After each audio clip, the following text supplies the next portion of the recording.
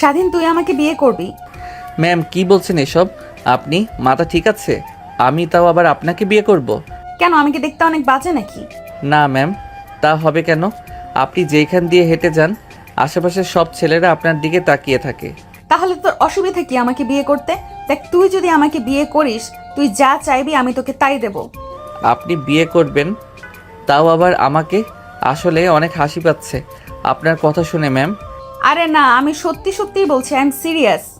স্বাধীন নেহার কথা শুনে লুকিং গ্লাসের দিকে তাকায়।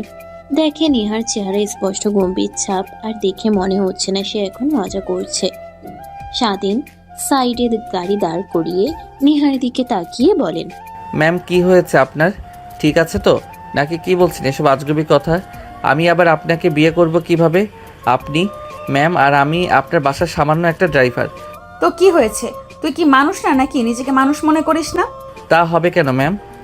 এখন বল, তুই আমাকে বিয়ে করবি কি না? না ম্যাম, এটা একদমই অসম্ভব। আপনি আপনার পরিবারকে জানান, তারা আপনার জন্য ভালো কাউকে চয়েস করে দেবে। কথাটা বলেই স্বাধীন পুনরায় গাড়ি স্টার্ট দিয়ে যেতে লাগে।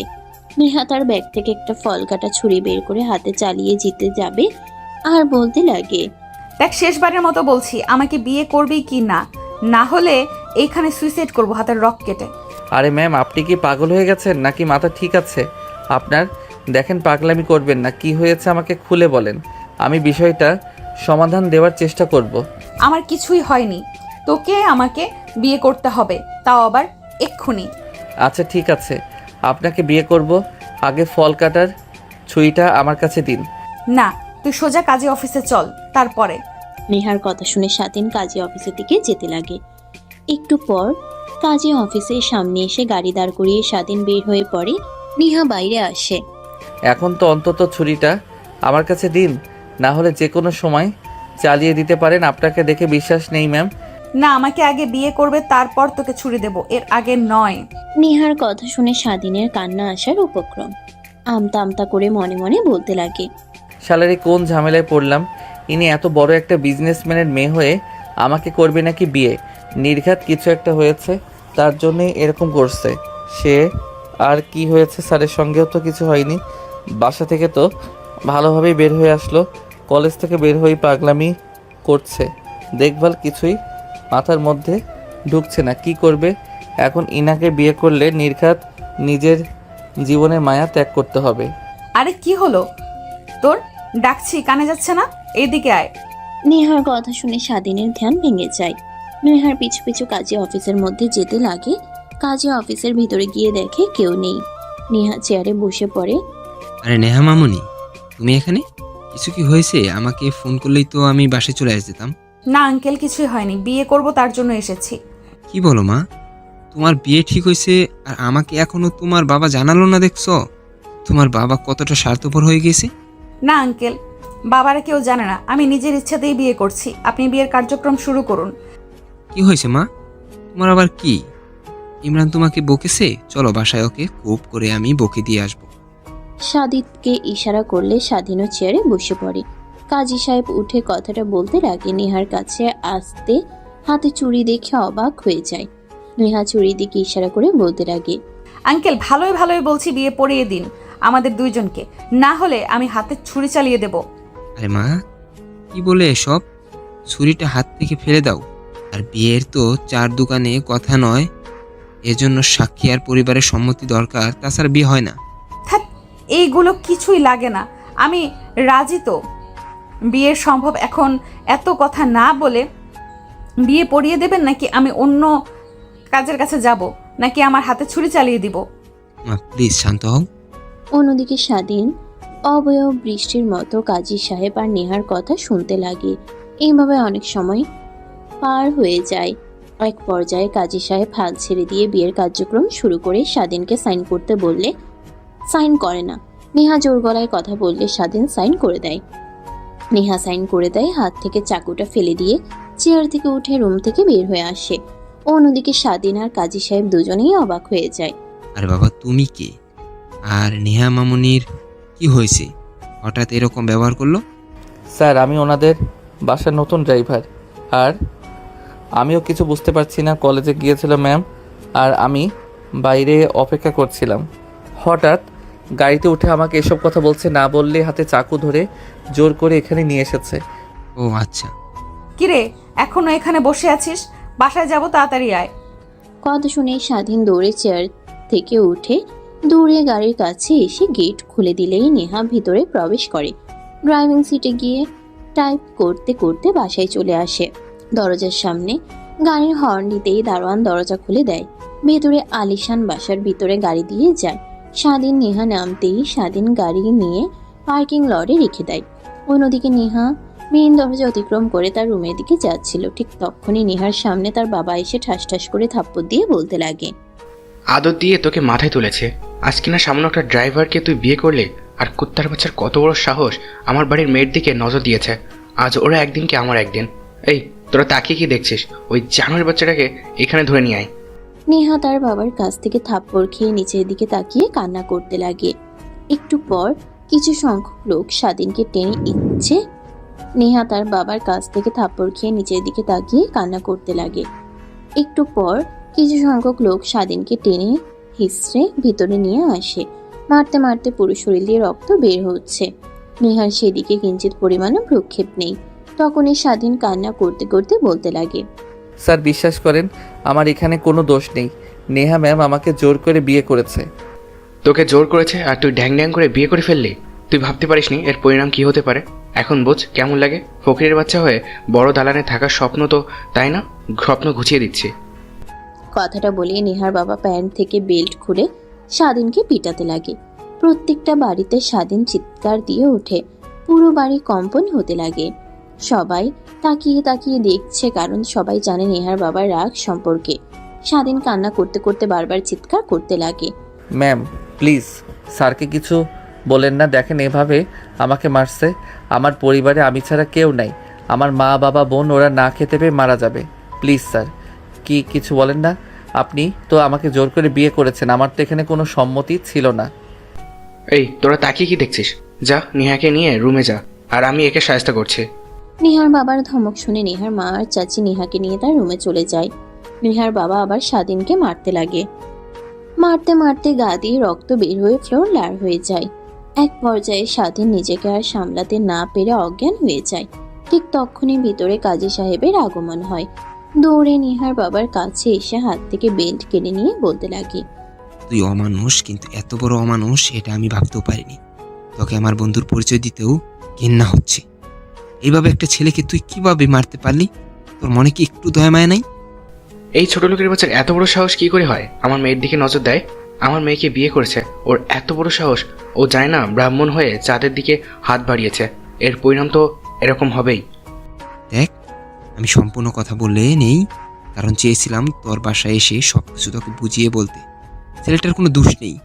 নেহা মামুন নিজেকে জোর করে বিয়ে করেছে। ছেলেটা অনবরত না করছিল, আর আমি দেখেছি অনেক ভীতু হয়েছিল, কিন্তু নেহা মামুনির জোরাজুরিতে ছেলেটা রাজি হয়ে যায়।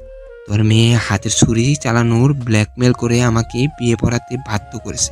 ছেলেটাকেও ঠিক এইভাবে রাজি করেছে। আরে তুই জানিস না এই ছোট লোকের বাচ্চাদের এইসব অভিনয়। আসলে আমার মেয়েকে বুঝিয়ে ফাজিয়ে বিয়ে করেছে, এটা আমি বুঝতে পারছি।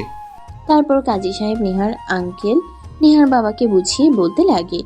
এক পর্যায়ে নেহার বাবা রুমে চলে যায়। কাজী সাহেব স্বাধীনকে সেখানে থাকার কিছু কাজের ছেলেদের দিয়ে স্বাধীনকে গাড়ি করে হাসপাতালে নিয়ে আসে। অন্যদিকে কিভাবে এত বড় কাজ করতে গেলি? জানিস না তোর বাবা কতটা রাগী? মা, তোর কি হয়েছে আমাদের খুলে বল। তুই কি আদৌ ছেলেটাকে ভালোবাসিস? আমার তো মনে হয় না। ছেলেটা অল্প কিছুদিন হলো এইখানে এসে কাজ করছে। নেহা তার মা আর চাচির প্রশ্নের উত্তরে কিছুই বলে না। নেহার মা আর চাচি অনবরত নেহার সঙ্গে কথা বলার চেষ্টা করে, কিন্তু কিছুই বলে না। চুপ হয়ে এক ধ্যানে নিচের দিকে তাকিয়ে থাকে। আমাকে একটু একা থাকতে দেবে তোমরা? যাও রুম থেকে, কিছুই ভালো লাগছে না, যাও তো। নেহার কথা শুনে নেহার চাচিমা নেহার রুম থেকে বের হয়ে আসে। তারপর নেহার বাবা রুমে গিয়ে বলতে লাগে, তুমি ছেলেটাকে অযথাই মারলে। আমার মনে তো হয় না ছেলেটার কোনো দোষ আছে। তোমার মেয়ের কথা আর কার্যকলাপ দেখে মনে হচ্ছে তোমার মেয়ে জোর করে ছেলেটাকে বিয়ে করেছে। তোমরা ঠিকই বলেছ। ফিরোজ সে একই কথা বলছিল। আসলে আমার মেয়ের বিয়ে করেছে, তাও আবার আমাদের না জানিয়ে, তাও সামান্য একটা ড্রাইভারকে। তাই নিজের হাতে কন্ট্রোল করতে পারি নাই, সেটাকে অযথাই মারলাম। তোমার মেয়ে দিন দিন অনেক খারাপ হয়ে যাচ্ছে, আদর দিতে দিতে একদম মাথায় উঠে ফেলেছি।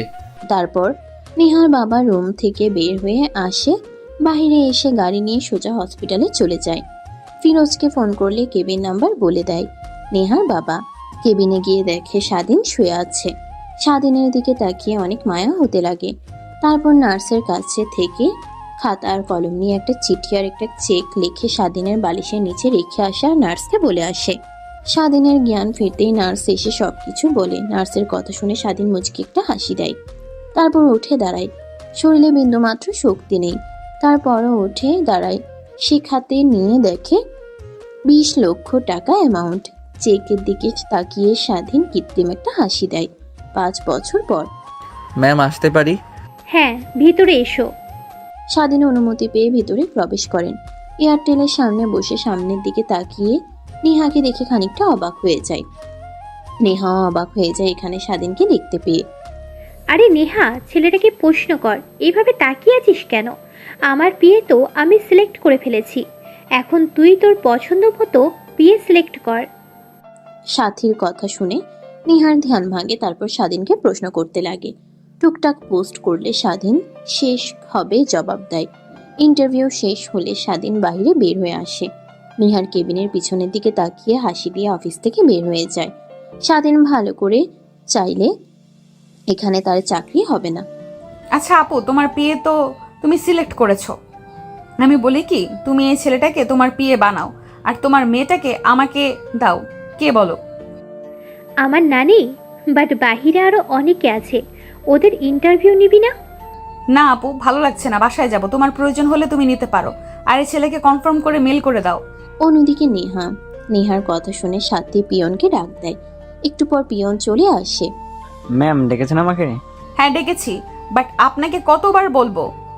আঙ্কেল বলেন তো, আমাকে ম্যাম বলে ডাকবেন না। আপনি আমার বাবার বয়স থেকে অনেক বয়সী, আপনি মামুনি কিংবা আমার নাম ধরে ডাকতে পারেন, আমি কিছুই মনে করব না।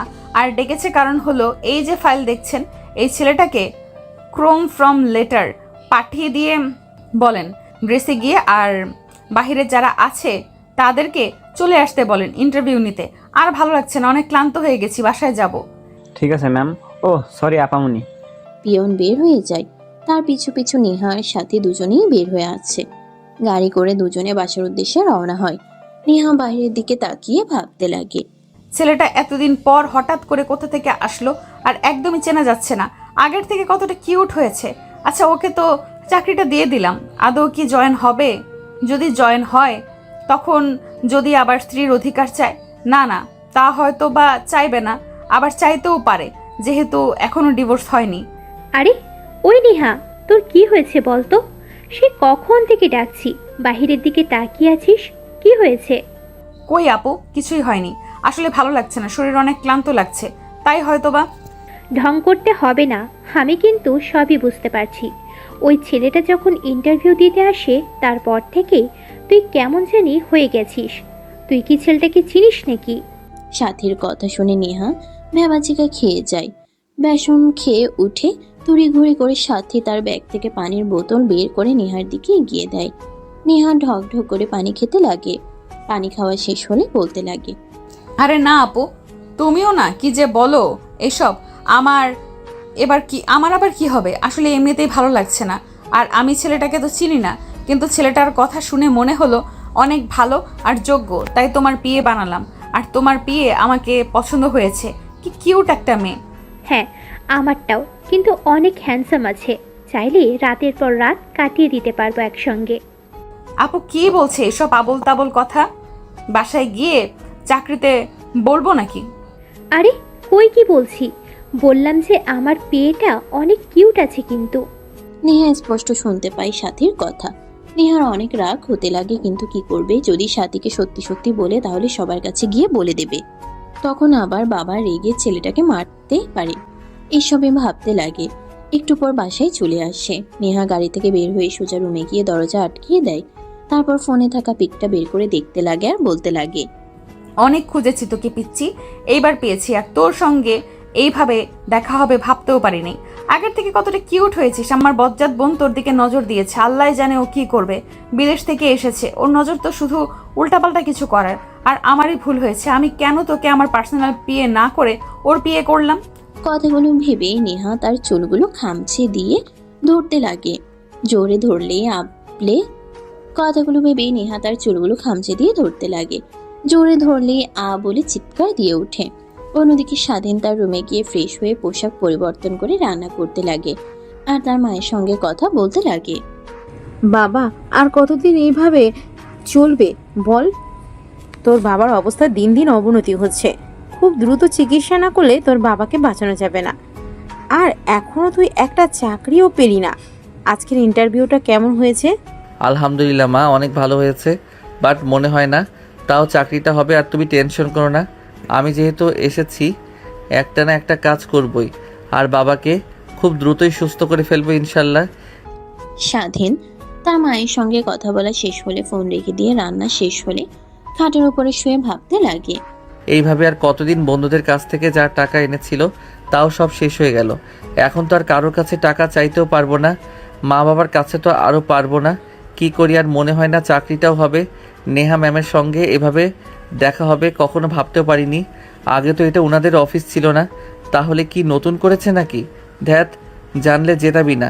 এত বছর পর এইভাবে দেখা হবে, মনে হয় না চাকরিটা দেবে নেহা ম্যাম। কি আর করার, আগামীকালকে থেকে রিক্সা নিয়ে বের হতে হবে। এইসবই কথা ভাবছিল স্বাধীন শুয়ে থেকে। হঠাৎ ফোনে মেসেজ আসে। স্বাধীন ফোন হাতে নিয়ে মেসেজটা ওপেন করতেই চোখ বড় বড় হয়ে যায়। শোয়া থেকে উঠে দাঁড়িয়ে পড়ে। মেসেজটা আর অন্য কিছু না, চাকরি কনফার্ম হয়েছে, তাও আবার প্রত্যেক মাসে ৮০,০০০ টাকা করে বেতন। স্বাধীন যেন নিজের চোখকে বিশ্বাস করতে পারছে না। হাতের চিমটি কাটতে বলে উঠে। মেসেজটা ভালোভাবে পড়লে দেখে আগামীকাল জয়েনিং করতে হবে। স্বাধীন তৎক্ষণাৎ তার মার কাছে ফোন করে সব কথা বলে। স্বাধীনের মা শুনে অনেক খুশি হয়। স্বাধীনও অনেক খুশি হয়। অনেক খুশি হয়। হঠাৎ খুশি মাখা মুখটা গোমরামুখো হয়ে যায় আর মনেই ভাবতে লাগে, এটা আবার নেহা নামে নতুন কোনো চাল না তো? চাল হোক আর যাই হোক, মাসে অনেক বেতন, বাবার চিকিৎসা করাতে পারবো খুব তাড়াতাড়ি যদি কাজ করতে পারি মনোযোগ দিয়ে। আর নেহার কাছ থেকে দূরে দূরে থাকতে হবে, আর ওর ফাঁদে একদমই পা দেওয়া যাবে না। অন্যদিকে নেহা শুয়ে থেকে এইসবই ভাবছিল। হঠাৎ দরজায় কড়া নাড়ার শব্দ পায়। নেহা উঠে দরজা খুলে দিয়ে দেখে তার বড় বোন সাথী। তুই না বললি তোর ভালো লাগছে না, শুয়ে থাকবি? সেই না দেখছি এখনো অফিসের পোশাক পরিধান করে আছিস। আর আমি এই কাজটা কিছুতেই বুঝতে পারছি না, আমাকে একটু বুঝিয়ে দে তো। ও আচ্ছা আপু, আসো, তুমি ভেতরে আসো। আসলে খুব টায়ার্ড লাগছিল, তাই শুয়ে পড়েছিলাম। আমি ফ্রেশ হয়ে আসছি, তুমি সবাই বলছো। কথাটা বলেই নেহা ওয়াশরুমে চলে যায়।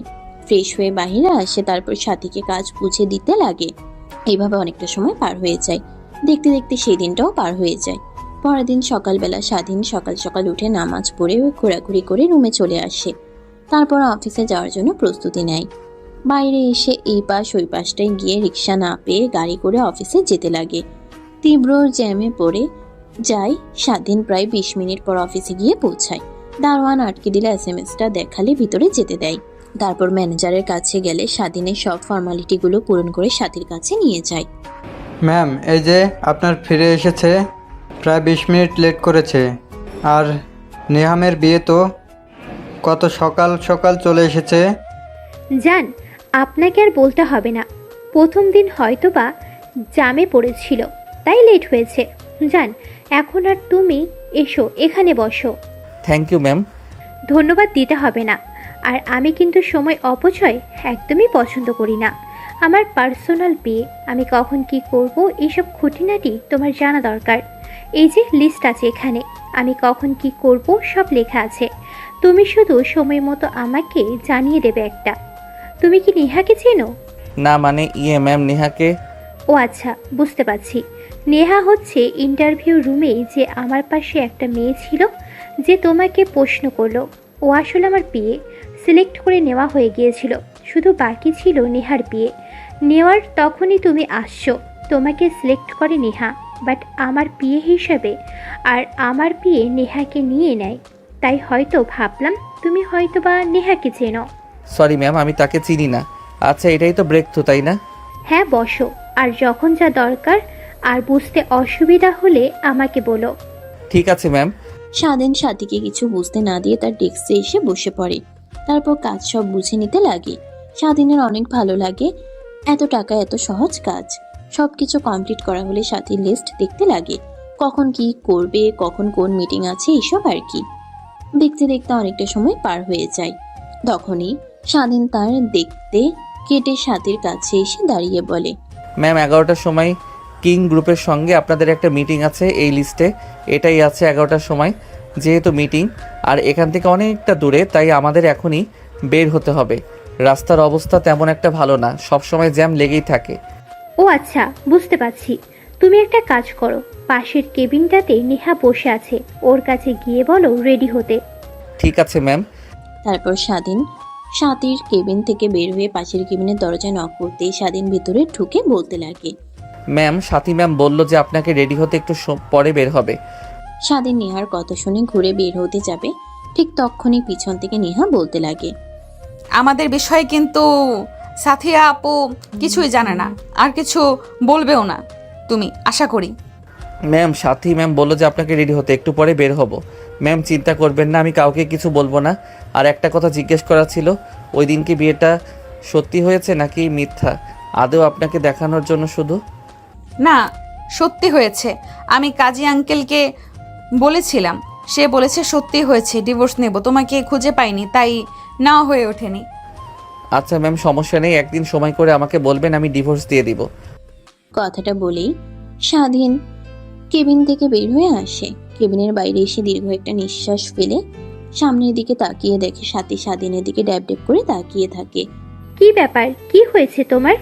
আর তোমাকে বললাম নেহাকে রেডি হতে, আর এত সময় লাগে?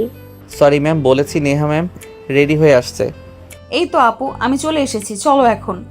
তারপর স্বাধীন নেহা সাজিয়ে তিনজনে নিচে চলে আসে। নেহা পিছনের সিটে বসতে যাবে, তখনই সাথী বলতে লাগে, নেহা তুই একটু সামনে বস তো। আসলে স্বাধীনকে কিছু এখনো বোঝানো হয়নি, তাই ওকে বুঝিয়ে দেব এই প্রজেক্ট সম্পর্কে। রাস্তায় সব বুঝিয়ে দেব, তুই সামনে বস, পিছনে তো আর তিনজনে বসতে পারবো না। আর তোর বিয়ে কই? আপু ওকে সব বুঝিয়ে দিয়েছি আমি, তাই কেবিনে বসে কাজ করছে ও ওর মতো। ও আচ্ছা। সাথীর কথা শুনে নেহা দাঁত কটমটিয়ে সামনে বসে পড়ে। তারপর স্বাধীন আর সাথী দুজনে পিছনে আর নেহা সামনে বসে পড়ে। গাড়ি চলছে তার আপন গতিতে। সাথী স্বাধীনের কাছে গায়ের সঙ্গে গা লাগিয়ে পৌঁছে দিতে লাগে। নেহার সামনে থেকে দেখে অনেক রাগ হতে লাগে, কিন্তু কিছু বুঝতে পারে না। সাথী ধীরে ধীরে স্বাধীনের আরো অনেক কাছে যেতে লাগে। নেহা দেখে নিজের রাগকে আর কন্ট্রোল করতে না পেরে নেহা এক চিৎকার দিয়ে বলে, আপু গাড়ির মধ্যে এগুলো কি শুরু করেছো? বোঝানোর নামে নষ্টামি ভুলে যেও না, এটা কিন্তু লন্ডন না, এটা বাংলাদেশ। যা করার রুমে আর বদ্ধ ঘরে করিও। দেখ তুইও না, রাস্তায় অনেক জ্যাম, হরেনের শব্দ, কিছু বোঝানো যাবে না বলেই এত কাছে এসে বুঝিয়ে দিচ্ছি। আপু এটা বুলেট প্রুফ প্রাইভেট কার, সঙ্গে সাউন্ড করব, আর তুমি বলছো বাইরের হর্নের শব্দ? নেহার কথা শুনে সাথী ভেবাচেকা খেয়ে স্বাধীনের কাছ থেকে দূরে বসে বুঝিয়ে দিতে লাগে। এভাবে অনেকটা সময় পার হয়ে যায়। একটু পর একটা বিশাল রেস্টুরেন্টের সামনে এসে গাড়ি দাঁড় করায়। সাথী নেহা স্বাধীন বেরিয়ে পড়ে। স্বাধীন গাড়ি থেকে নেমে দাঁড়াতে নেহা তার দিকে রাগী দৃষ্টিতে তাকাতেই স্বাধীন দেখেও না দেখার ভান করে থাকে রেস্টুরেন্টের ভিতরে প্রবেশ করে। একটা একটা ছেলে এসে তাদের টেবিলে বসে। আরে নেহা, তুই এখানে? যাক ভাগ্যিস তোর সঙ্গে এখানে দেখা হয়ে গেল। আমি আরও তোর সঙ্গে দেখা করার জন্য তোর অফিসের দিকে রওনা হব ভাবছিলাম। না, বল কি বলবি? এই নে কার্ড, এটা আমার বিয়ের কার্ড। তোর পুরো পরিবারের দাওয়াত আসবে কিন্তু মনে করে। অবশ্যই আসবো, বাট কিভাবে কি? আর মেয়েটাকে একবারও দেখালেও না আমাকে। মাইশা তুমি একটু এদিকে আসো তো। হার নেহা, এই যে মাইশা, এইটা তোদের ভাবি। আরে ভাবি, দুনিয়াতে আর মানুষ খুঁজে পান নাই? ঘুরে ফিরে একটা লুচ্চাকে বিয়ে করলেন। জানেন এ কি পরিমাণ লুচ্চা? ভার্সিটির সিনিয়র থেকে শুরু করে জুনিয়র মেয়েদের পিছে ঘুরঘুর করত। নেহার কথা শেষ না হতেই ছেলেটা তার চেয়ার থেকে উঠে নেহার মুখ চেপে ধরে পাশে থাকা ছেলেটার হবু বউ অর্থাৎ মাইশার আগেই দৃষ্টিতে তাকিয়ে থাকে। তারপর নেহার কানের কাছে মুখ নিয়ে গিয়ে বলতে লাগে, আরে ভাই, আমি তোর কোন পাকা দানে মই দিলাম বলতো? এইভাবে আমার ইজ্জতের ফালুদা বানাচ্ছিস? কেন এত কষ্ট করে একটা পটিয়ে আর বিয়ে করতে যাচ্ছি, সেখানে কিনা তুই আপনি এইভাবে আপুর মুখ চেপে ধরছেন কেন? ছাড়েন বলছি। আর আপু আপনি বললেন। না, মানিয়ে নিতে বলতে চাচ্ছি যে সিনিয়র জুনিয়র প্রত্যেকে মেয়েদের পিছে ঘুরতো, কিন্তু এ সরল সোজা ইনোসেন্ট একটা ছেলে আমাদের ব্যাচের সব থেকে ভদ্র একটা ছেলে ছিল। ও আচ্ছা, তাই বলেন। আমি তো আবার অন্য কিছু ভেবে ফেলছি। চলো এখন উঠি, মা ফোন করেছিল আর ওরা খাবে পরে। এক সময় কথা বলিও। আর নেহা আসিস মনে করে তুই, আর তোর পরিবার চলে আসিস সময় মতো। নেহা ঘাড় ঘুরিয়ে হ্যাঁ জানায়। ছেলেটা আর মায়েরা চলে যায়। নেহা আর সাথী দুজনে হাসতে লাগে। পাশে স্বাধীন দাঁড়িয়ে তাদের হাসির দিকে তাকিয়ে থাকে। নেহার হাসির দিকে দেখে প্রতিনিয়ত প্রেমে পড়তে লাগে স্বাধীন। আর মনে ভাবতে লাগে, দেখ ওরা বড়লোক, কখনোই আমার সঙ্গে তাদের যাবে না। আর যত দূরে সম্ভব আব্বুকে অপারেশন করানো শেষ হলে অফিস থেকে রিজাইন নিতে হবে, না হলে যত নেহার আশেপাশে থাকবো ততই মায়ায় পড়ে যাব। আরে এই কি ভাবো? এইভাবে ডাকছে, কথা শুনতে পাও না নাকি? কি খাবে অর্ডার দাও। ও সরি ম্যাম, আসলে আমি কিছু খাবো না, খাবার খেয়ে এসেছি। আপনার এখানে খাবার খেতে এসেছেন আগে বলবেন না? আমি তো ভেবেছি এখানে আপনারা ডিল কনফার্ম করতে এসেছেন। আরে না, উঠে দাঁড়াচ্ছ কেন? বসো বলছি। আর কি খাবে অর্ডার দাও, না হলে আমি দিয়ে দিলাম আমার পছন্দ মতো। না ম্যাম, এটা কি করে হয়? মালিক আর কর্মচারী কিভাবে খাবার খাবে বলেন? থাকেন, আমি আসি, বাহিরে গাড়িতে বসে অপেক্ষা করছি, আপনারা খাবার খেয়ে আসেন। কথাটা বলেই যেই স্বাধীন চলে যেতে যাবে অমনি সাথীর আগে গলায় ডাক দেয়। স্বাধীন ভয় পেয়ে যায়। এক পর্যায়ে স্বাধীন টেবিলে বাচ্চা ছেলেদের মতো বসে পড়ে। সাথে খাবার অর্ডার দিচ্ছিল এমন সময় পিৎজা অর্ডার করে। তখনই পাশ থেকে নেহা বলে, আপু পিৎজা অর্ডার করো না, ওর চিজে অ্যালার্জি আছে। তুমি অন্য কোনো খাবার অর্ডার করো যাতে কোনো চিজ না নেই। কথাটা বলেই নেহা তার জিহবায় কামড় দেয়। ঘাড় ধীরে ধীরে ঘুরিয়ে সাথীর দিকে তাকিয়ে দেখে সাথী তার দিকে প্রশ্নসূচক দৃষ্টিতে তাকিয়ে আছে। আচ্ছা স্বাধীন, তোমার কি চিজে অ্যালার্জি আছে সত্যি? হ্যাঁ ম্যাম।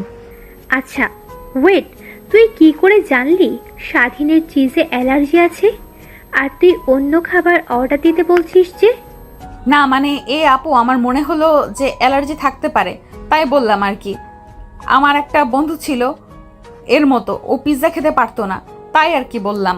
ও আচ্ছা, আজকাল মানুষের ফেস দেখলেও বলে দিতে পারিস যে কার অ্যালার্জি আছে আর কার নেই? নেহা সেদিকে আর কোনো ভ্রুক্ষেপ দেখায় না। সাথে খাবার অর্ডার করতেই ওয়েটার এসে খাবার দেয়। খাবার খেয়ে তিনজন বের হয়ে পড়ে। গাড়ি একটা সুন্দর অফিসে চলে আসে। গাড়ি থেকে নেমে সাথে আগে আগে নেহা পিছে, তার পিছে স্বাধীন। তিনজনে আসতে লাগে। একটু পর একটা কনফারেন্স রুমে গিয়ে পৌঁছায়। দেখে সেখানে আগে থেকেই সবাই উপস্থিত আছে। মানে সরি, আসতে একটু লেট হয়ে গেল। আসলে রাস্তাতে অনেক জ্যাম ছিল। আচ্ছা সমস্যা নেই, আপনারা আপনাদের প্রজেক্ট আমাদের দেখান। লোকটার কথা শুনে সাথী তার ফাইল থেকে পেন ড্রাইভ খুঁজতে লাগে, কিন্তু পেন ড্রাইভ খুঁজে পায় না। সাথী অবাক হয়ে যায়, যেন নিজের মাথার চুল এখন ছিঁড়তে ইচ্ছে করছে। কোটি টাকা ডিল যদি কোনোভাবে না পায় তারা অনেক লোকসান হবে। কি ব্যাপার ম্যাম, কিছু কি হয়েছে? না কিছু হয়নি, 1 মিনিট আমাকে সময় দিন। না আপু কি করছো? এত কষ্ট করে এনাদের সঙ্গে আমরা ডিল করতে এসেছি, আর কত কষ্ট হয়েছে জানো এনাদের ম্যানেজ করতে, আর তুমি কিনা এভাবে সময় অপচয় করছো। আরে পেন ড্রাইভটা তো খুঁজে পাচ্ছি না, যেখানে পুরো বিষয়টা ভয়েস সহ ভিডিও হলগ্রাম ছিল। কি বলছো তুমি? তুমি দেখে সেই সব আনবে না? এখন কি হবে বলো? এনারা তো রেগে যাবে যদি বলেই আমাদের ভিডিও হলো গ্রামটা আনি নাই। আর তো ফেল দেখিয়ে না দিয়ে বোঝানো একদমই অসম্ভব এই আধুনিক যুগে এসেও। নেহার সাথে দুজন দুজনের কানে ফুসফুস করতে লাগে। স্বাধীন বিষয়টা বুঝতে পেরে তাদের দুজনের কাছে চলে যায়। ম্যাম, আপনাদের দুজনকে দেখে মনে হচ্ছে অনেক চিন্তিত হয়ে আছেন। চাইলে আমাকে বলতে পারেন, আমি যতটুকু সম্ভব সাহায্য করতে পারবো। ছোট লোকের বাচ্চা, তুই কিভাবে পারবি সমস্যার সমাধান? তাহলে শোন, সাহায্য করবি। ফাইলটা হলো গ্রাম ভিডিও করে নিয়ে এসেছিস পেন ড্রাইভে, সেই ভিডিওটাই খুঁজে পাচ্ছে না। পুরো কনফারেন্স রুমটাই স্তব্ধ হয়ে যায়। সবাই নেহার দিকে ড্যাব ড্যাব করে তাকিয়ে আছে। স্বাধীন বিষয়টা স্বাভাবিক করার জন্য বলল, ও সরি ম্যাম, আর আপনারা এই দিকে প্লিজ একটু মনোযোগ দেন। নেহা আর সাথী ম্যামের অনেক মাথা ব্যথা করছে, তাই আমি যতটুকু সম্ভব আপনাদের বোঝানোর চেষ্টা করছি। দেখ, রাগ উঠাস না, এমনিতেই কিন্তু নিজেকে কন্ট্রোল করতে পারছি না। থাপ্পড় মেরেছি, এখন উল্টাপাল্টা কিছু করে ফেলবো তোর সঙ্গে। চুপচাপ কেবিন থেকে বের হয়ে আয়, আর আমাদের দিকে দেখছি কি করা যায়। ম্যাম প্লিজ আমাকে একটাবার সুযোগ দেন। আমি ফাইলটা দেখেছি, আমার সব মনে না থাকলেও কিছু কিছু ইম্পর্টেন্ট অংশ মনে আছে। আমি সেই সব বিষয়ে তাদের বোঝাতে পারবো। ফকিনের বাচ্চা, তোকে বলেছি না এখান থেকে যা, তারপরও মাথা খাটাচ্ছিস। যা এখান থেকে। আরে নেহা থাম তো, ছেলেটা যেহেতু করে বলছে তাহলে চেষ্টা করুক না। আর তাদের যদি বলি আমরা হলগ্রাম আনতে ভুলে গেছি, তাহলে ওনারা এমনিতেই আমাদের ডিলে সাইন করবে না। এর থেকে স্বাধীন যদি পারে তো চেষ্টা করে দেখুক না। তোমার নেহার কথা শুনতে হবে না, তুমি যতটুকু সম্ভব ম্যানেজ করো দেখি। নেহার কথা শুনে স্বাধীন উৎসাহ পায়।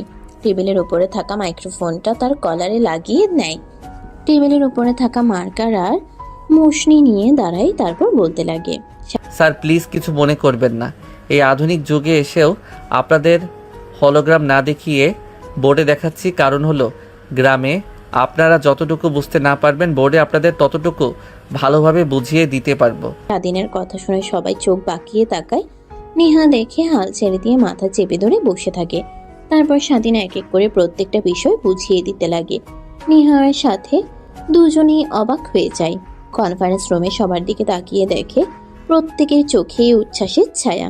স্যার এখানে আরও বোঝার বিষয় হলো, আমরা জাপান থেকে কাপড় নিয়ে আসি। এখানে অনেক ভালো ভালো ডিজাইন অভিজ্ঞ ডিজাইনিস দ্বারা পোশাক নির্মাণ করে, আর প্রত্যেকটা ট্রেন্ডিংয়ের। তাই আমরা আপনাকে শিওর দিতে পারি যে আপনারা যদি আমাদের কাছ থেকে প্রোডাক্ট কিনেন তাহলে কখনোই ঠকবেন না। তাদের মধ্যে এই যে ডিজাইনটা দেখছেন, আমি তো হাতে বানিয়েছি, এর থেকেও আরও অনেক সুন্দর এই ডিজাইনটা অনেকেই পছন্দ করবে। 100 দিনের মধ্যে 99 জনই পছন্দ করেছে আমাদের এই ডিজাইনটা। তাই আমরা বলতে পারি আপনাদের কখনোই লস হবে না আমাদের সঙ্গে ডিল করলে। হ্যাঁ বুঝতে পারছি, আর তুমি অনেক ভালোভাবে উপস্থাপন করেছো মিস সাথী। আপনাদের কোম্পানির সঙ্গে আমরা ডিল করতে অনেক আগ্রহী। ফর্মালিটিগুলো দিন, আমরা সই করে দেখছি। ধন্যবাদ স্যার, এই যে এখানে সাইন করুন। তারপরে এক এক করে সবাই সাইন করে দেয়।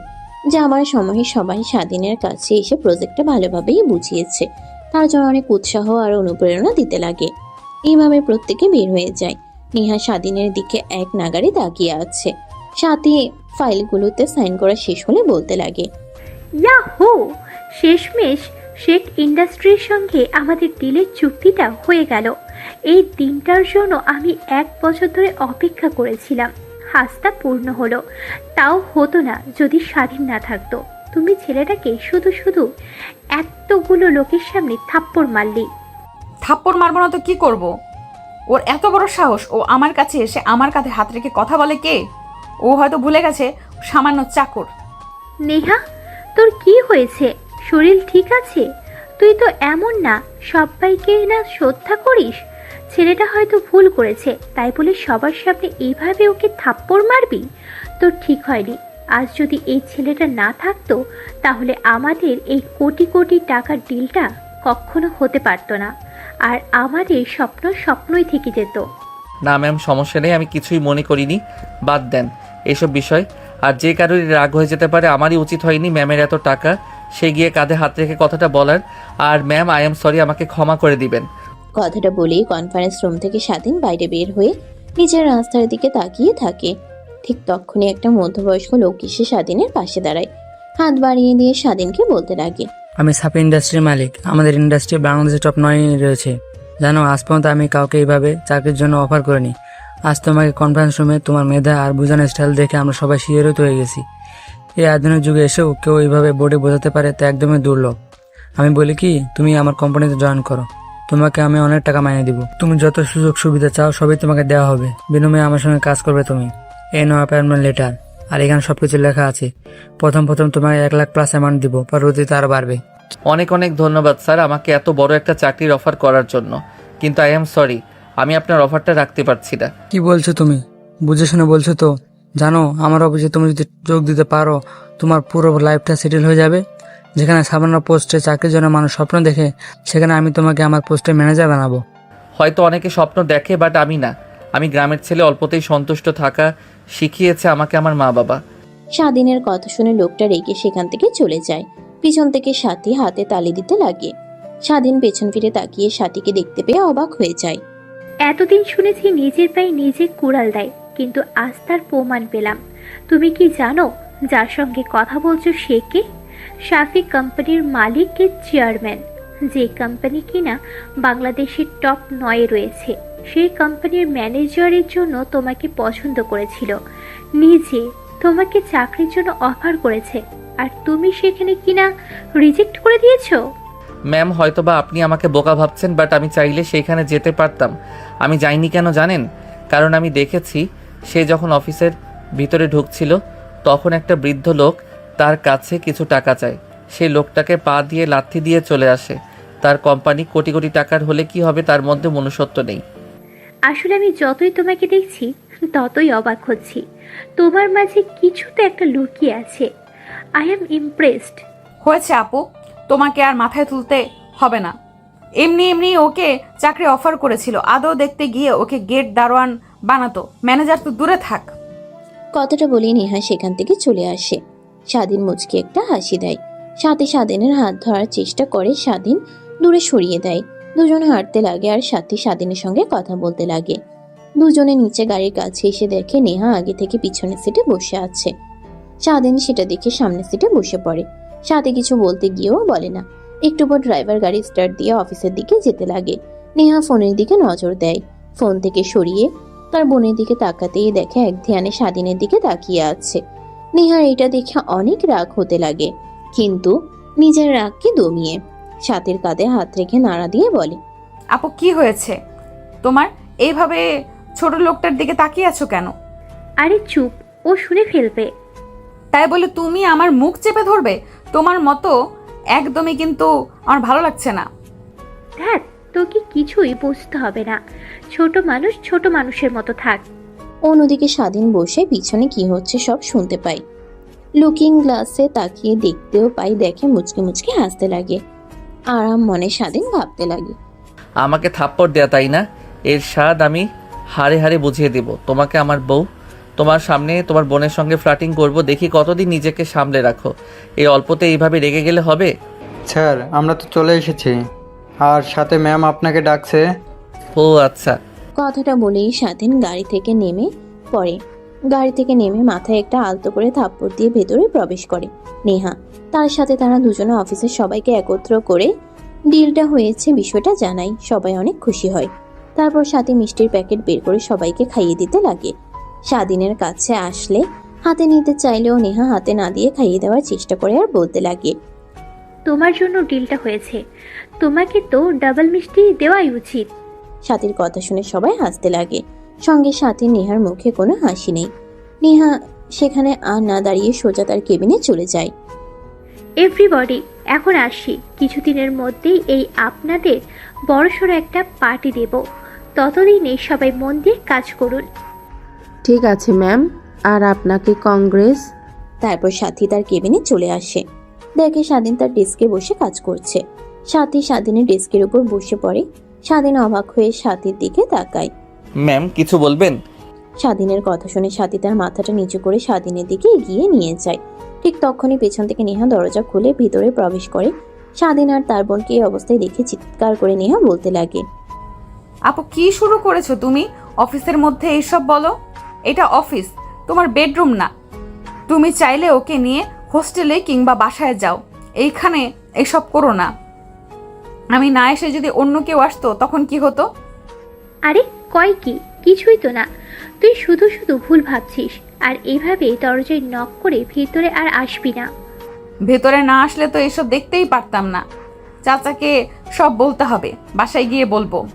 তোকে আর কিছু বলতে হবে না, কিছুদিন যাক, আমি যা বলার তা বাবাকে বলবো। নেহা অবাক হয়ে যায় সাথীর কথা শুনে। ভাবতে লাগে কি বোঝাতে চেয়েছে সাথী। স্বাধীনের কেবিন থেকে উঠে তার কেবিনের চেয়ারে বসে পড়ে। নেহা স্বাধীনের দিকে রাগী দৃষ্টিতে তাকিয়ে থাকে। স্বাধীন দেখেও না দেখার ভান করে কম্পিউটারে কাজ করতে লাগে। নেহা সেখানে আরেক মুহূর্ত না দাঁড়িয়ে কেবিন থেকে বের হয়ে তার ডেস্কে চলে যায়। কেবিনে গিয়ে দরজা আটকিয়ে ভাবতে লাগে, আমার এত খারাপ লাগছে কেন? মনে হচ্ছে ভেতরটা পুরো ছাই হয়ে যাচ্ছে। আপুর সঙ্গে কেন স্বাধীনকে মেনে নিতে পারছি না, কেন আপুর উপর এত রাগ হচ্ছে? আমি তো স্বাধীনকে স্বামী হিসেবে মানি না। ধ্যাৎ, এত বছর পরে এভাবে আসবে আবার আমাকে জ্বালানোর জন্য। আর দোষটা তো আমারই, আমি ওকে চাকরিতে রেখেছি। এখন আপুকে কিছু বললেও কখনো আপু ওকে চাকরি থেকে বের করে দেবে না। কি করি আইডিয়া, নিজের জিনিস নিজেকে আগলে রাখতে হবে। কথাটা বলেই নেহা তার ডেস্কের উপর থেকে টেলিফোন তুলে তার বোনের কাছে ফোন করে। কি রে, তোর আবার কি হয়েছে? এই তো একটু আগে রাগ দেখিয়ে চলে গেলি, আবার ফোন করেছিস? না মানে আপু, আমি এই ফাইলটার কিছুই বুঝতে পারছি না। স্বাধীনকে একটু পাঠিয়ে দাও তো, এই প্রজেক্টের সব কিছু ও বুঝে ফেলেছে। ও আচ্ছা, আমি পাঠিয়ে দিচ্ছি। স্বাধীন, নেহার কেবিনে যাও, ও ফাইলটা বুঝতে পারছে না, ওকে বুঝিয়ে দিয়ে আসো। ঠিক আছে ম্যাম। কথাটা বলেই স্বাধীন কেবিন থেকে বের হয়ে নেহার কেবিনে পারমিশন নিয়ে প্রবেশ করে। তারপর নেহার ডেস্কের সামনে যারা বসে পড়ে, নেহা তার চেয়ার থেকে উঠে দরজা লাগিয়ে দেয়। পিছন ফিরে স্বাধীনকে দেখে বলতে লাগে, ম্যাম দরজা লাগিয়ে দিচ্ছেন কেন? এমনিতেই কাজ আছে। কি কাজ এমন দরজা লাগাতে হবে? দরজা খুলুন, কেউ এসে দরজা আটকানো দেখলে অন্য কিছু মনে করবেন। কি মনে করবে? হ্যাঁ, যা মনে করার করুক। তুই ভুলে যাস না যে তুই আমার বিয়ে করা হাজবেন্ড, তোর উপর আমার সব অধিকার আছে। ম্যাম, আপনি এটা হয়তোবা ভুলে গিয়েছেন যে আমাদের বিয়ের বিষয়টা কেউ জানে না। আর আপনি যে আমাকে বিয়ে করেছেন ওইটা খেলনা, বিয়ে বললেই চলে। আপনি জোর করে আমাকে বিয়ে করেছেন, যেটাতে আমার কোনো সম্মতি ছিল না। যেইভাবেই হোক, জোর করে হোক কিংবা অন্য কোনো উপায়ে, বিয়ে তো তোকে করেছি। আর আমি তো তোর বিয়ে করা বউ। আচ্ছা, তোর সামনে যদি আমি অন্য কোনো ছেলের সঙ্গে ঘোরাফেরা করি, মিষ্টি মিষ্টি কথা বলি, তখন তুই কি করবি? কি করব? কিছুই করব না। আপনার যা ভালো মনে হয় তাই করবেন, আমি কি করব? কিন্তু জানিস, আমার অনেক খারাপ লাগছে আপুর সঙ্গে তোকে মেলামেশা করতে। প্লিজ আপুর কাছ থেকে দূরে থাক। আমি ভালো করে জানি আপু তোকে পছন্দ করে ফেলেছে, আর আমি কখনোই আপুকে বলতে পারবো না আমাদের বিষয়টা। বাবা মা তারা ভুলে গিয়েছে। এখন যদি তুই তাদের সামনে দাঁড়াস, তাও তারা তোকে চিনতে পারবে না। বুঝতে পারছি। এখন আপনি বলতে চাচ্ছেন যে আমি কাজটা ছেড়ে দেই, এই তো? আচ্ছা, সমস্যা নেই, আমি চাকরিটা ছেড়ে দিব। এতে আপনি খুশি যদি হন তাহলে আমিও খুশি। আমি তোকে তা বলিনি, শুধু বলেছি আপুর কাছ থেকে দূরে দূরে থাকবে, এই আর কি। দেখেন ম্যাম, আপনি কিন্তু অধিকার খাটাচ্ছেন। অধিকার খাটাবো না তো কি করব? হ্যাঁ, তুই কি বারবার ভুলে যাচ্ছিস যে আমি তোকে বিয়ে করাবো? স্বাধীন কিছু বলতে যাবে এর আগে নেহা স্বাধীনকে ঘুরিয়ে তার কোলের উপরে বসে পড়ে। স্বাধীনের মাথার পিছনে হাত দিয়ে তার কাছে নিয়ে এসে নেহা কিস করতে লাগে। এভাবে অনেকটা সময় পার হয়ে যায়। হঠাৎ দরজায় কড়া নাড়ার শব্দ পেতেই দুজনে তাদের জ্ঞান ফিরে পায়। নেহা মাথা তুলে ঘড়ি করে স্বাধীনের উপর থেকে সরে দাঁড়ায়। স্বাধীন কিছু বলতে যাবে এর আগে নেহা স্বাধীনকে ঘুরিয়ে তার কোলের উপরে বসে পড়ে। স্বাধীন কিছু বলতে যাবে এর আগে নেহা স্বাধীনকে ঘুরিয়ে তার কোলের উপরে বসে পড়ে। স্বাধীনের মাথার পিছনে হাত দিয়ে তার কাছে নিয়ে এসে নেহা কিস করতে লাগে। এভাবে অনেকটা সময় পার হয়ে যায়। হঠাৎ দরজায় কড়া নাড়ার শব্দ পেতেই দুজনে তাদের জ্ঞান ফিরে পায়।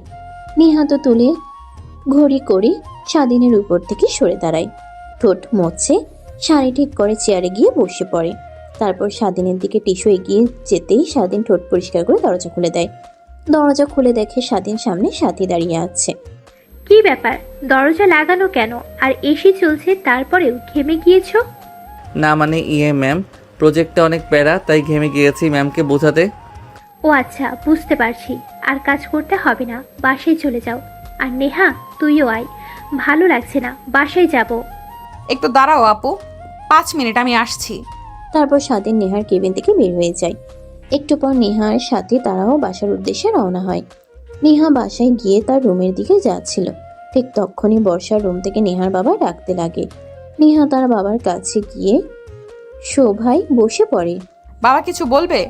আরে মা, এই দেখ, এখানে কয়েকটা ছেলের পিক আছে, দেখ তো কোনটাকে তোর পছন্দ হয়। মানে কি এসব বাবা? আমি তোর মা আর তোর চাচি সবাই মিলে সিদ্ধান্ত নিয়েছি যে তোকে বিয়ে দেব। বয়স তোর কম হলো না, তাই সব ছেলেদের মধ্যে থেকে এই কয়েকটাকে পছন্দ হয়েছে। আমাদের ছেলেগুলো অনেক ভালো আর ওদের বড় বড় ইন্ডাস্ট্রি আছে। বাবা, এখন আমি বিয়ে করতে পারবো না, আর বাসায় বড় আপু আছে, তাকে রেখে আমার বিয়ের কথা হচ্ছে কেন? আগে আপুর বিয়ে হোক, তারপরে আমার। কথাটা বলেই নেহা বর্ষার রুম থেকে উঠে তার রুমে গিয়ে জোরে দরজা লাগিয়ে দেয়। পুরো বাসাটা কম্পন দিয়ে ওঠে, সবাই চমকে ওঠে। তারপর নেহা খাটের উপর উল্টো হয়ে শুয়ে পড়ে। অন্যদিকে নেহার চাচি বলতে লাগে, ভাই, যেহেতু নেহা বিয়ে করতে চাচ্ছে না সেহেতু ওকে জোরাজুরি করে লাভ নেই। জানিনি তো এর আগে কি করেছে, আবার যদি বিয়ের চাপে উল্টাপাল্টা কিছু করে ফেলে তখন কি হবে বলেন? এর থেকে ওর যা ভালো তাই করুক। না, ঠিকই বলেছে, তোমাকে নেহার বিয়ে নিয়ে ভাবতে হবে না। আচ্ছা, নেহার সঙ্গে যে একটা ছেলের বিয়ে হয়েছিল আর তো ডিভোর্স হয়নি, যদি কোনোদিন ছেলেটা যদি আসে? ভাবি আপনিও না, ছেলেটা যে ভয় পেয়েছে আর ভাই যে ওকে মেরেছে, আমার তো মনে হয় না আর ছেলেটা এ বাড়ির ত্রিসীমানায় আসবে। তোমরা সবাই এখানে কি নিয়ে কথা বলছো? আর নেহার রুমে দরজা লাগানো, অনেক ডাকাডাকি করলাম কিন্তু খুলছে না। বাদ দে, তুই এইখানে বয়। হ্যাঁ বসছি, আর তোমাদের একটা খুশির সংবাদ দেওয়ার আছে। আমরা আজ সেই ইন্ডাস্ট্রির সঙ্গে ডিল ফাইনাল করেছি আর আমাদের প্রজেক্ট কোয়ালিটি অনেক ভালো। আমরা আশাবাদী এটা শেষ হওয়ার পর আরও বড় বড় ডিল নিয়ে তাদের কাছে যেতে পারবো। আর জানো আজ কি হয়েছে? সাথীর কথা শুনে সবাই উদ্বেগ নিয়ে সাথীর দিকে তাকিয়ে থাকে। তারপর সাথী স্বাধীনের বিষয়ে সব বলতে লাগে। নিহার বাবা আর সাথীর বাবা দুজনে অবাক হয়ে যায়। কি বলো মা, এই আধুনিক যুগেও কিনা একটা আধুনিক ছেলে এইভাবে বোঝাতে পারে? জানো, আমার যখন নতুন নতুন বিজনেস স্টার্ট করি তখন প্রত্যেকের সামনে গিয়ে এভাবে বোঝাতাম, কিন্তু কিছুতেই বোঝাতে না পারায় আমাদের আর দিন দেওয়া হতো না। আজ তোমার কথা শুনে ওই পুরোনো দিনের কথা মনে পড়ে গেল। আর এই আনন্দে অফিসের সব এমপ্লয়ীদের আমি একটা পার্টি দেবার কথা ভাবছি। আগামী 7 দিনের মধ্যে বাসায় আয়োজন করে একটা পার্টি দিই নাকি? তোমাদের এতে কোনো অমত নেই তো? না মামুনি, কোনো অমত নেই। আমারও তো যখন বড় ডিল পেতাম তখন বাসায় অনেক খুশি হয়ে আসতাম আর অফিসের সব এমপ্লয়ীদের নিয়ে আনন্দ করতাম। তোমাদের আনন্দ না হয় আমরাও একটু অংশীদার হলাম নাকি ছোট? হ্যাঁ ভাই, ঠিক বলেছ। অনেক দিন হলো এনজয় করা হয় না, পার্টিতেও আর যাওয়া হয় না। মনে হয় ধীরে ধীরে বয়স বাড়ছে। কি এনজয় করবে? বুড়ো বয়সে কি ভীমরতিতে ধরেছে নাকি? কিসের বুড়ো? হ্যাঁ, এখনও মেয়েকে বিয়ে দিতে পারলাম না, নাতি নাতনির মুখও দেখিনি, আর বুড়ো বানিয়ে দিলে? এখনই তো বয়স এনজয় করার। নিহার চাচার কথা শুনে সবাই হাসতে লাগে। অন্যদিকে নিহার রুমে গিয়ে পুরো রুম এলোমেলো করে ফেলে। যে কেউ হঠাৎ রুমে আসলে বলবে এখানে কোনো পাগল বসবাস করে। নেহা খাটের সঙ্গে পিঠ ঠেকিয়ে মাথা হাঁটুর সঙ্গে ভাঁজ করে কান্না করতে লাগে আর আনমনেই ভাবতে লাগে। কেন তুই আসলি আবার আমার জীবনে? ভালোই তো কাটছিল, তোর মায়াও তো কাটিয়ে ফেলেছিলাম। হঠাৎ আমার জীবনে আসলি, এখন আবার এসে আপুর সঙ্গে অভিনয় শুরু করেছিস। কিভাবে বাবা মা চাচা চাচিকে বলবো? তারা তো আবার যদি জানতে পারে স্বাধীন এসেছে, তাহলে বাবা আবার রেগে ওকে অনেক মারবে। নেহা এসবই কথা ভাবছিল। অন্যদিকে স্বাধীন বাসায় গিয়ে ফ্রেশ হয়ে রান্না করছিল। হঠাৎ ফোন বাজে। দূরের রুমে এসে দেখে তার মা ফোন করেছে। রিসিভ করে কানের কাছে ধরতেই ওই পাশ থেকে কান্নার শব্দ আসে। মা, কি হয়েছে? এইভাবে কান্না করছো কেন? আর বাড়ির সবাই ঠিক আছে তো? বাবারে বলিস না, তোর বাবার অবস্থা একদমই ভালো না। মুখ দিয়ে ফ্যান বের হচ্ছে, কোনো কথাই বলছে না। প্রায় 5 মিনিট হলো তোর বোনকে পাঠিয়েছি ডাক্তারকে ডেকে আনতে, এখনো আসছে না। কি করব কিছুই বুঝতে পারছি না। কি বলছো মা? তার মানে কি বাবার আবার ওই আগের অবস্থায় চলে গিয়েছে? তুমি ডাক্তারের ভরসা না করে এখনই একটা গাড়ি করে হাসপাতালে নিয়ে যাও, ডাক্তারকে দেখাও, তারপর কি হয় আমাকে ফোন করে জানাও। ঠিক আছে বাবা, আমি তাই করছি। স্বাধীন চিন্তিত হয়ে পড়ে। অন্যদিকে রান্না পুরো দুর্গন্ধ বের হয়। স্বাধীন তড়িঘড়ি করে পানি ঢেলে দেয়, খাবার নিচে রেখে দেয়। কি করবে বুঝতে না পেরে রুমে গিয়ে চিন্তা করতে লাগে। প্রায় 1 ঘন্টা পর আবার স্বাধীনের মা স্বাধীনকে ফোন করে। রিসিভ করে কানের কাছে ধরতেই ওই পাশ থেকে বলতে লাগে, বাবারে তোর কথা মতো তোর বাবাকে হসপিটালে নিয়ে এসেছি। তারা বলছে তোর বাবা ঠিক আগের অবস্থায় চলে গিয়েছে, এইবার অপারেশন করতে অনেক টাকা লাগবে। কি বলো মা? আর বাবার এখন কি অবস্থা? হ্যাঁ, তোর বাবা এখন ঠিক আছে, আইসিইউতে ভর্তি আছে। ডাক্তার তার কেবিনে ডেকে নিয়ে গিয়ে কথাটা বলল। কি করব এখন কিছুই তো বুঝতে পারছি না। আগে চিকিৎসা করানোর জন্য সব জায়গা বিক্রি করে দিয়েছি, শুধু বাড়িটুকু আছে, ওইটা বিক্রি করে দিলেও তোর বাবার চিকিৎসার টাকা হবে না। কত টাকা লাগবে মা? আর তুমি অ্যাম্বুলেন্সে করে ঢাকায় নিয়ে আসো, এখানে অনেক ভালো ভালো হসপিটাল আছে। হ্যাঁ, ডাক্তার তাই বলল ঢাকায় নিয়ে যেতে আর অপারেশন করতে, না হলেও কমপক্ষে 30 লক্ষ টাকা লাগবে। এতগুলো টাকা কিভাবে জোগাড় করব কিছুই বুঝতে পারছি না বাবা। কি বলো মা, এতগুলো টাকা? আচ্ছা তুমি ঢাকায় নিয়ে আসো, আমি দেখছি টাকা ম্যানেজ করতে পারি কিনা। কথাটা বলেই স্বাধীন ফোন রেখে দেয়। তারপর কিছু একটা ভেবে স্বাধীন নাম্বারে ফোন করে, কিন্তু ফোন রিসিভ হয় না। স্বাধীন চিন্তিত হয়ে যায়। তখনই নেহার নাম্বার ছিল, নেহার নাম্বারে ফোন করে। অন্যদিকে নেহা বসে থেকে কান্না করছিল। এমন সময় ফোন আসায় ওঠে, ফোন রিসিভ করে দেখে সেই চিরচেনা নাম্বারটা। নিজের অজান্তেই নেহার বুক ধুকপুক করতে লাগে। কাঁপা কাঁপা হাতে ফোন রিসিভ করে কানের কাছে ধরে হ্যালো বলতেই ওপাশ থেকে স্বাধীন বলে, ম্যাম, সাথী ম্যামের কি কিছু হয়েছে? অনেকক্ষণ ধরে ফোন করছি বাট রিসিভ করছে না। ও আচ্ছা, তলে তলে এত দূর চলে গিয়েছিস। কালকে আগে অফিসে যাই, তারপরে তোর একটা ব্যবস্থা করছি। ম্যাম, উল্টাপাল্টা কিছু ভাববেন না। আসলে সাথী ম্যামের সঙ্গে জরুরি একটা কথা বলার আছে, তার জন্যই আর কি ফোন করেছি। তা তো বুঝতেই পারছি কি, তা শুনে একবার তোর জরুরি কি কথা? না মানে ম্যাম, আমার কিছু টাকা লাগতো, 30 লক্ষ টাকা। এত টাকা তুই কি করবি? ম্যাম, আমার বাবা অনেক অসুস্থ, তার অপারেশন করতে 30 লক্ষ টাকা লাগবে। তার জন্য সাথী ম্যামকে ফোন করছি বাট রিসিভ করছে না। আঙ্কেলের কি হয়েছে, আর ঠিক আছেন তিনি? হ্যাঁ, এখন সুস্থ আছে, আর ডাক্তার বউয়ের আছে 48 ঘন্টার মধ্যে অপারেশন না করলে আর বাঁচানো সম্ভব হবে না, তাই ঢাকায় আসছে। আর আমার কাছে তো টাকা নেই এতগুলো, তাই আর কি একটু যদি হেল্প করতেন, প্রত্যেক মাসে আমার বেতন থেকে টাকা কেটে রেখে দিতেন। মুখের মগের মুল্লুক নাকি? এতগুলো টাকা কখনো একসঙ্গে চোখেও দেখেছিস? আর তোকে 30 লক্ষ টাকা দিব, তুই পরে কাজ না করে যদি ভেগে চলে যাস তখন কি হবে? কথাটা বলেই নেহা ফোন কেটে দেয়। স্বাধীন অবাক হয়ে যায়। ফোনের দিকে তাকিয়ে আনমনেই ভাবতে লাগে। নেহা, তোমার এত দেমাগ, আগে তো এমন ছিলে না। অন্যদিকে নেহা তড়িঘড়ি করে তার ফোন থেকে স্বাধীনের অ্যাকাউন্টে 35 লক্ষ টাকা পাঠিয়ে দেয়।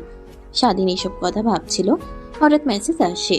মেসেজের দিকে তাকিয়ে চোখ চড়ক গাছ হয়ে যায়। মেসেজটা ওপেন করতেই তার ঠোঁটে এক চিমটি হাসির রেখা টানে।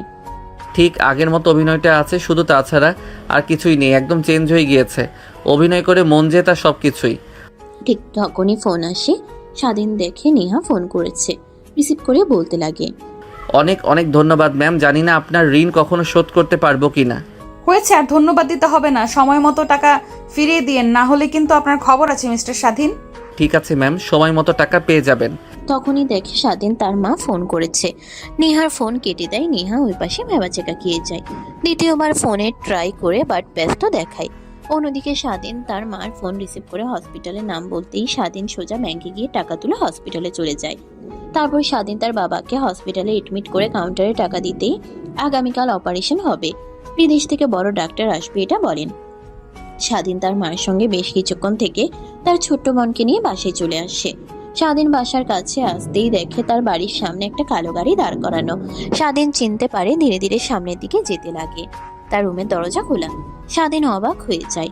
দরজা দিয়ে উকি দিয়ে দেখে সাথী বসে আছে, তার রুমে ফোন দেখছে। সাথী স্বাধীনকে দেখতে পেয়ে দৌড়ে আসার জড়িয়ে ধরে পেছন থেকে। স্বাধীনের বোন এসব দেখে নিজের হাত দিয়ে চোখ বন্ধ করে ফেলে। আরে ম্যাম, কি করছেন আপনি? প্লিজ ছাড়ুন, কেউ দেখে ফেলবে। কে দেখবে? কেউ আসবে না। আর তুই আমার ফোন রিসিভ করছিস না কেন নেহা বল? তোমার বাবা অনেক অসুস্থ, ঢাকায় নিয়ে এসেছো, অনেক টাকা লাগবে নাকি? আর আমাকে একটাবার ফোন করে বলতেও পারলে না। ম্যাম ছাড়ুন, পিছে আমার বোন দেখেন দাঁড়িয়ে আছে, আর ফোনের দেখেন কতবার ফোন করেছি। আপনাকে না পেয়ে তো নেহা ম্যামকে ফোন করেছি। ও সরি, আসলে তখন ফোন রুমে রেখে বসার রুমে বাবা মায়ের সঙ্গে আড্ডা দিচ্ছিলাম, তাই ফোন দেখতে পাইনি। ভাইয়া, তোমাদের কি হয়েছে? আমি কিন্তু চোখ বন্ধ করে রেখেছি, চোখ খুলবো কি এখন? হয়েছে, পিচ্ছি চোখ খোলো। আর তোমার বোনকেও দেখতে ঠিক তোমার মতোই অনেক কিউট। আমি কিউট আর ভাইয়া তো আমাকে সবসময় রাগায়। আমি নাকি দেখতে কুৎসিত, ভালো না? কে বলেছে? তোমার ভাইয়া একটা পচা ছেলে। হ্যাঁ আপু, একদম ঠিক বলেছ। আর তুমি কি আমার ভাবি এইভাবে ভাইয়াকে জড়িয়ে ধরেছিল? না ভাবি, এখনো হয়নি, বাট ভবিষ্যতে হব। তুমি এখন থেকে আমাকে ভাবি বলে ডাকতে পারো। ম্যাম কি বলছেন এসব? ও কিন্তু ছোট না, ও অনেক পাক না। দেখবেন মার কাছে গিয়ে সব বলবে, তখন মা অনেক খারাপ মনে করবে আমাকে, যে ঢাকায় এসে আমি মেয়েদের সঙ্গে ঘোরাফেরা করি। আর ভাবি মানে কি বলছেন এইসব? দেখেন আপনার মতিগতি আমার একদমই ভালো লাগছে না। স্বাধীন কিছু বলতে যাবে এর আগে সাথী এসে স্বাধীনকে কিস করে বসে। আচমকা কিস করে স্বাধীন অবাক হয়ে যায়। অন্যদিকে নেহা স্বাধীনের সঙ্গে দেখা করার জন্য অনেক কষ্ট করে অ্যাড্রেস জোগাড় করে বাসার সামনে আসতেই এমন অবস্থা দেখে নিজের চোখকে যেন বিশ্বাস করতে পারে না। নিজের অজান্তেই কান্না করতে লাগে। নিজেকে আর কন্ট্রোল করতে না পেরে পিছন ফিরে গাড়ির কাছে এসে পুনরায় চলে যেতে লাগে, কোনো দিকে না তাকিয়ে। স্বাধীন সাথীকে ধাক্কা দিয়ে দূরে সরিয়ে দিয়ে ঠাস ঠাস করে থাপ্পড় লাগিয়ে দেয়। কি শুরু করেছেন এসব? আপনারা হাত আপনাদের দুই বোনের জ্বালায় কি আমি ঠিকমতো বাঁচাতে পারবো না? যখন একবার ভালোভাবে বাঁচতে শুরু করলাম তখন আপনার ছোট বোন, এখন আবার ভালোভাবে বাঁচতে শুরু করেছি, এখন আপনি আপনাদের দুই বোনের জামাই, কি আমি বাঁচতে পারবো না ঠিকমতো? প্লিজ আপনার হাত জোর করে বলছি, আমার বিষয়ে যা ভাবার ভেবেছেন সব মন থেকে বের করে দিন, আর আমাকে প্লিজ একা থাকতে দিন আপনারা। মানে কি? আমরা আর আমার ছোট বোন নেহা কে কি করেছে? সেইটা আপনার জানতে হবে না। আর একটা কথা মনে রাখেন, আমি বিবাহিত।